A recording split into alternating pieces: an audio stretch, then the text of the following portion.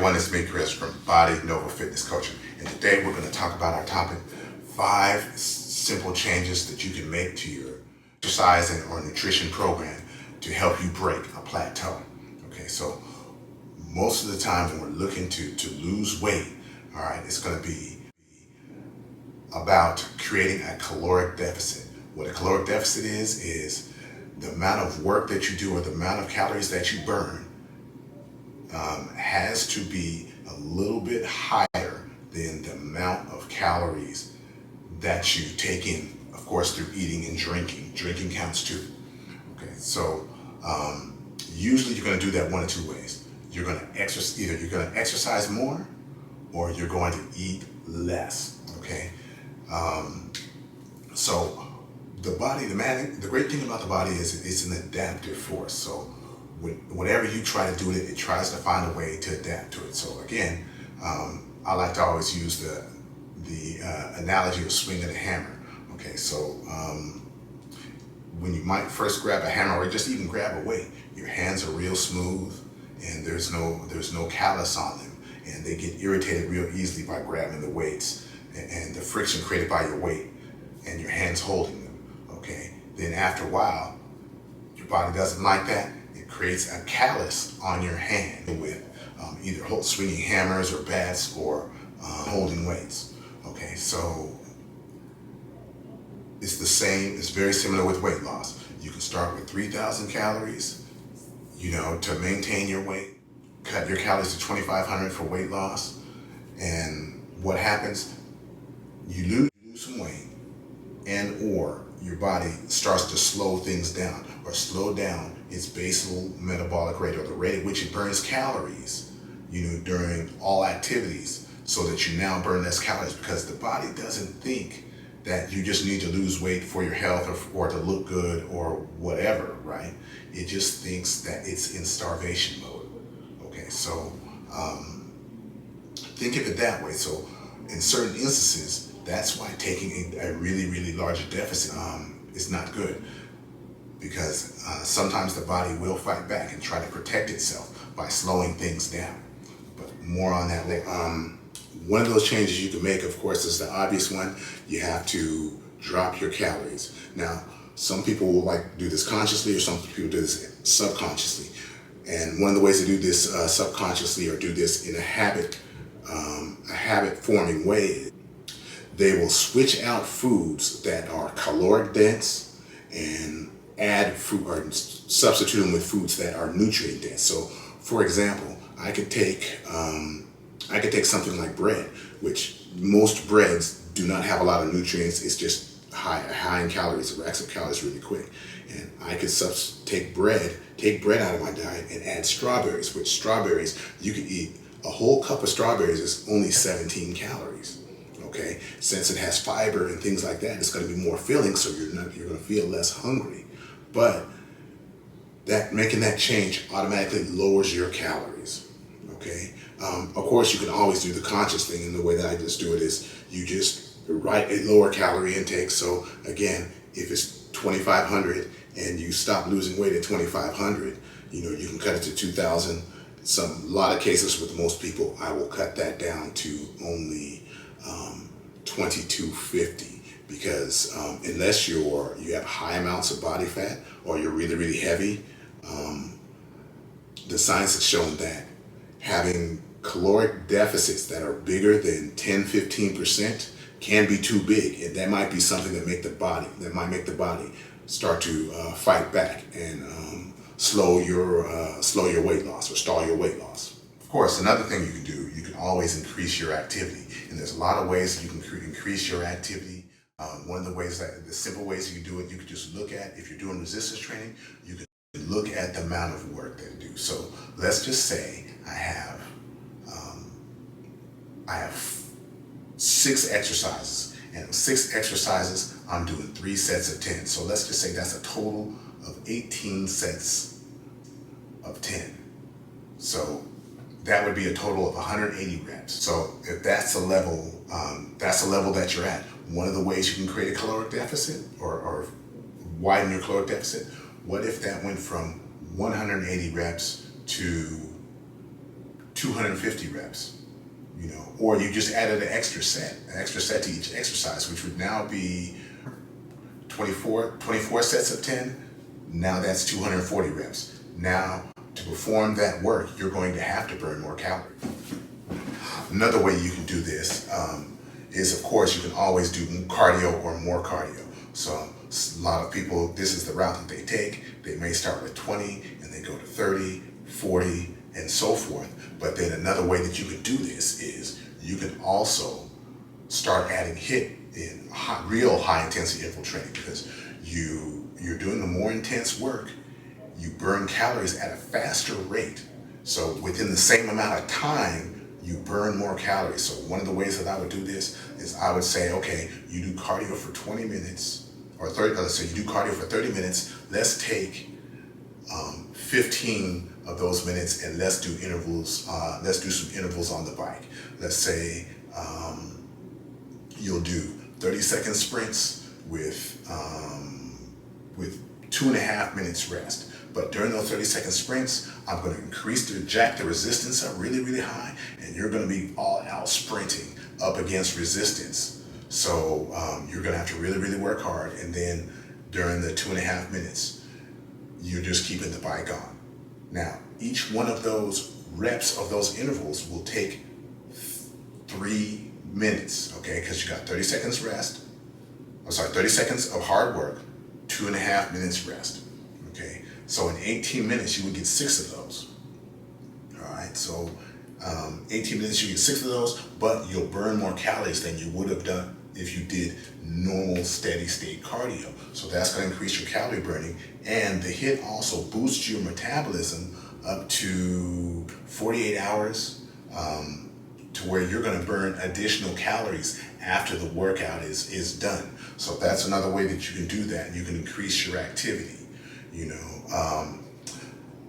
Other ways that aren't necessarily increasing activity, you can make the workouts more dense. So by just using that example with the cardio, if I shorten that rest period from 2 minutes and 30 seconds to 1 minute and 30 seconds, okay, in that same 18 minutes, now I'm going to get 9 sprints in, because each rep only takes 2 minutes instead of 3 minutes. So I would get 9 reps in 18 minutes, making them more dense. I'm performing more sprints. I'm getting more work done in that same time. Now I've advanced that and I've increased my ability to burn more calories. Sometimes I will have people take a break from fat loss or weight loss. I was told this by Paul Aquin in a seminar a long time ago. He used to tell us that, hey, whatever goals you're trying to pursue with people, you want to try to be able to get that done in 12 weeks. Week 13, take a week off and do something else, besides that. So one of the things that we would do is you would pursue fat loss, cut calories, boom, stop that, maybe add a body recomposition phase to where you get them back to maintenance calories. Because as you keep cutting calories and cutting calories and cutting calories, you can only cut them so low for so long before your body can't even get enough nutrients. Forget about the calories, okay? But you also need nutrients, like magnesium and potassium and calcium and, protein, your protein intake, those nutrients. You need those, to help your body run the way it's supposed to run, or to do what it needs to do. So if you take a break, make a body recomposition phase to where maybe, and I'll get into this one later, when you increase the protein intake, you can help yourself by building more muscle. And as you build more muscle, you increase the amount of calories that you burn, not just while sleeping, but during everything. Because muscle has a metabolic cost, okay? So that is one of the ways you do that, and then you get right back into it. But you have to make the adjustment to your calories. You can't just say, okay, I'm going to lift differently, because some people, they'll try to do something like this, and they'll lift differently. They don't pay attention to their volume or the intensity. And the way that I'll do it, I'll say, okay, what rep range are you lifting at? Okay, you're lifting at, let's say you're lifting at 12 to 15 reps. So I may take it down to 6 to 8 reps, or but maybe do something to maintain your volume or increase your cardio. Bump your calories back to maintenance, you get your body fat and all that, and you just monitor and you watch that. And you'll do that for 4 to 6 weeks. And then after that, you get right back into your weight loss, with a new caloric intake based on where you're at. And you'll see how that's going to change. You'll see how things will change, and your weight loss will get rolling again. But at the same time, you'll look a little bit better because you now carry more muscle, and that muscle adds shape and stuff like that. A lot of our goals, aren't just about losing weight. To look the best we can, there's also going to be a need for us to build some muscle. And based on our goals, there might be certain places we want muscle, and certain places where it's not a big deal. A good way of doing this is to increase your protein intake. Now, this is kind of more in the recomposition phase, and it'll go with taking a break. As you take a break and you try to adjust and change your calories, but a lot of studies will show is protein intakes from a gram per pound of body weight up to, I believe, 2 grams per pound of body weight. Whether it doesn't matter whether it's in a caloric deficit, or if it's a caloric surplus. They show that there's some fat loss accompanied with some muscle gain. And of course, as you gain muscle, you increase the rate that you burn calories at. So that helps, it makes it easier for you to create caloric deficits later. And then also you can eat more food, losing weight. And that's kind of a big thing, because once you lose the weight, you don't want to be confined to, let's say people cut their calories to 1,500 or 2,000, whatever. They don't want to be confined to 2,000 calories for life or 1,500 calories for life. You want to be able to live, and being able to burn more calories at the end of the day, allows you to live, because you can include more of the foods that you may be missing. Okay, but protein also has a bit of a metabolic cost. So even though you get the calories, to convert it to it, if you have to convert it into anything else, if you convert it to glucose, because you're low carbing or anything like that,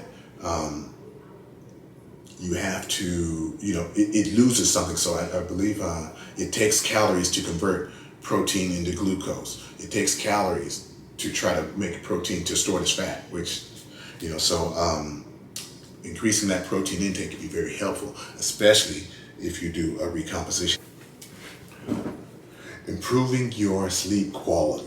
Okay, and that's going to be big, because one of the things, as we're losing weight and you're in a caloric deficit, you're trying to eat healthier foods or less food or stuff like that. So there are things that you're going to give up in order to achieve your goals and stuff, your weight loss goals. So people that have bad sleep or poor sleep quality, they usually have stronger cravings for foods that they shouldn't have, high caloric foods, sugary foods, or high fattening foods. They usually have stronger cravings for that, and they lose some of their ability to manage their blood sugar levels. They become more insulin resistant.